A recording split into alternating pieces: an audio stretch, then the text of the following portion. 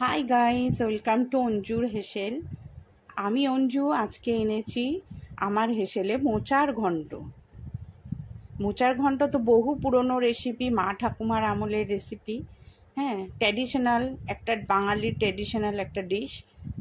আজকে তাই আমি বানিয়ে ফেললাম মোচার ঘন্ট। মোচাটা এনেছি আমি মিষ্টি কলার মোচা। দেখো কিরমভাবে ছাড়াচ্ছি।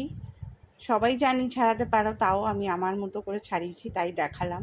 আমি বিনা ঝামেলায় কাটাকুটি ছাড়া এই মোচাটা আমি করব।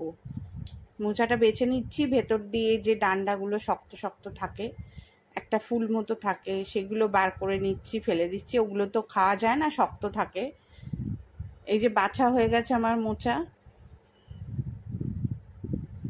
বড় বড় আছে, কাটবো না মোচাটা।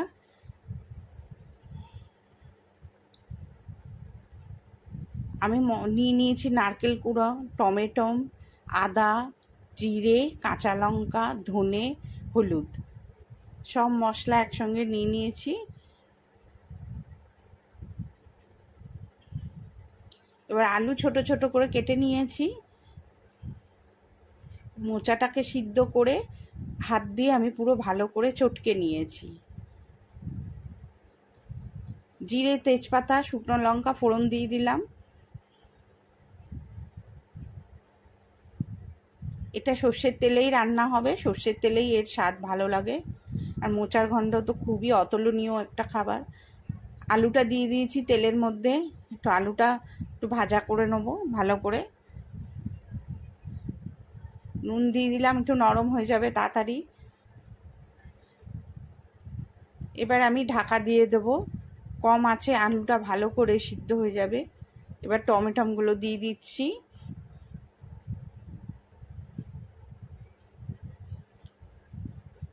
এবার ওই গুঁড়ো মশলাগুলো যা ছিল সব দিয়ে দিলাম, জিরে, ধনে, কাশ্মীরি লঙ্কা সব দিয়ে এবার একটু মশলাটাকে কষাবো।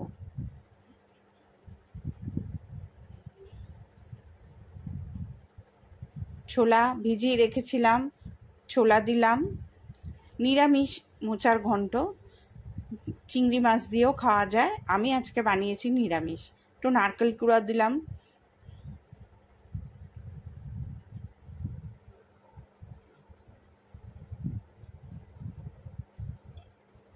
ঢাকা দিয়ে দিয়ে করব, কম ফ্লেমে, একদম লো ফ্লেমে আমি রান্নাটা করছি।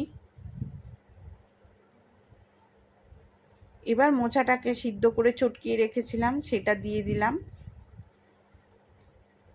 দিয়ে ভালো করে নেড়ে নেব।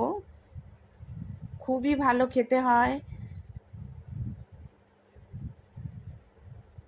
একটু কষ্ট হয় মোচা, কিন্তু খাওয়া খুবই উপকার। মোচাতে অনেক আয়রন আছে। একটু চিনি দিলাম। স্বাস্থ্যের জন্য তো একটু কষ্ট করতেই হবে।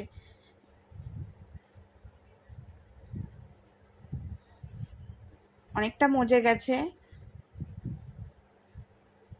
এবার লাস্টে একটু ঘি দিচ্ছি।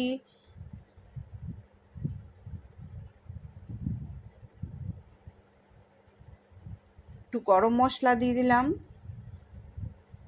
দিয়ে ভালো করে আবারও একটু মাখা মাখা করে নেবো, নেড়ে চেড়ে। গরম ভাতের সঙ্গে জাস্ট জমে যাবে মোচার ঘন্ট। দেখো তৈরি আমাদের মোচার ঘন্ট। নারকেলটা দিয়ে একটু ডেকোরেশন করেছি। তোমরা এরমভাবে বানিয়ে খাও। ভালো লাগলে লাইক, কমেন্ট, শেয়ার করতে হবে। নেক্সট